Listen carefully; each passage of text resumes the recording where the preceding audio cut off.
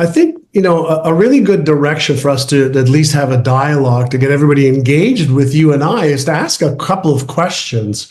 Mm-hmm. And that is, was there any baby ever born since the beginning of time that was born with, a fear of failing or a fear of not being good enough or smart enough or worthy enough? Or a belief that they're too young or too old, or that because they're this ethnicity or another one, or born into this family or that family, they couldn't achieve success. So if we asked ourselves, were we born with a self-image? The answer is no. Were we born with fears? No. Were we born with self-doubt? No. Were we born with limiting beliefs or empowering beliefs? The answer is no. So the question then beckons, how did you and I develop, and everybody else who may be watching or listening, what we believe to be true?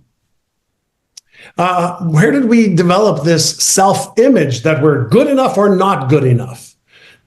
Where we have self-confidence or we lack confidence? And that just comes through our experience and our environment, the parents we had, the teachers we had, the friends we played with, the siblings that we grew up with or didn't. It formulated these concepts or neural networks or patterns or associations in our brain. And we developed these beliefs, and beliefs are nothing more than reinforced patterns. Fears are so misunderstood. And let me give you an example. First and foremost, it's important for everybody to understand that every brain, human brain, functionally works the same way. Just like every car functionally works the same way.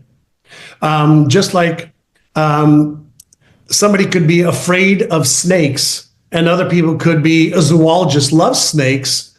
It's not the snake that creates the fear. It's the experience and the association that triggers the fear circuit. Same thing with stress. Stress is a circuit in the brain. When that circuit is activated, it releases neurochemicals. So does fear. So does love. For some people, sex equals pain, and other people, sex is like, oh my God, it's phenomenal. So it's usually not the thing, but it's the wiring or the meaning that we have learned to give the thing that causes the feeling that dictates what we take action on or don't. So I think as an entrepreneur, if you're a bootstrapping entrepreneur, or you've reached $50,000 or $100,000 a year or a month, there's certain things you don't know to get to the next level of success. And not knowing in the human brain is uncertainty.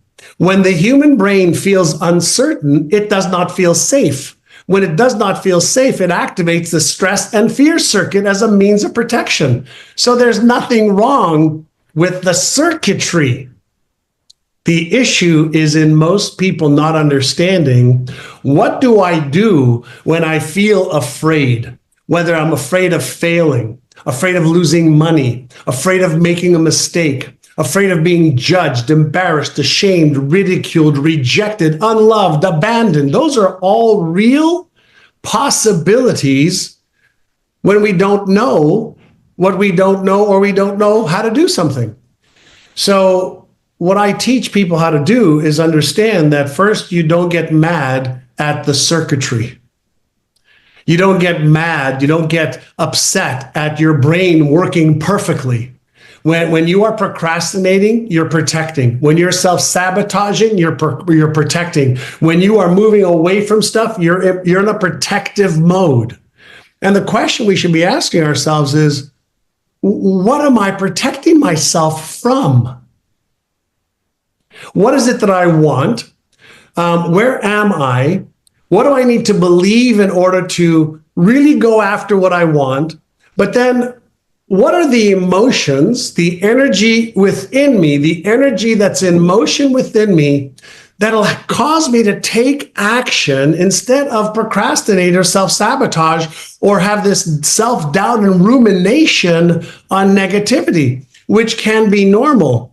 Something I want to show you. I don't know if you can see up on my wall. I have little Frankie's monster icon right over there. That's one part of our brain, and we have Einstein. That's like the genius part of our brain, and that's the protective part of our brain. So we have, these parts of our brain that are both like members of our wonderful orchestra. And imagine if you had a member of your orchestra that's there to protect you and was always going to like talk negatively. What if this happens? What if that happens? What if the lights go out? What if you lose? What if you're in pain? What if this? What if negative? But your job is to be aware of it. And I know you're a lifelong meditator as well, and observe it, right? And not judge it, but just observe it. And then you can deliberately activate, your Einstein part of your brain says, okay, I wonder what's triggering, this thought right now, or this emotion right now, or what's causing me to procrastinate or self-sabotage or to go and do something else other than what I should be doing. So I've really looked at the neuromechanics, what's really happening inside this, some people call it an organ of ours, our brain. I like to call it an organism since it's forever growing and learning and developing. But most people have never learned even how to use their own brain anywhere nearly enough like they have maybe their phone, computer, or car. So we're talking about entrepreneurship. Listen, it's 2025. How to get more leads? We know how to do that. How to make more money, how to make more sales, how to help more people, how to do marketing better, how to do selling better, how to lead better, how to do finance or legal or product development better. We can have those answers literally in 60 seconds using AI right now. So that's not the problem. The problem is an inner game problem, not an outer game problem.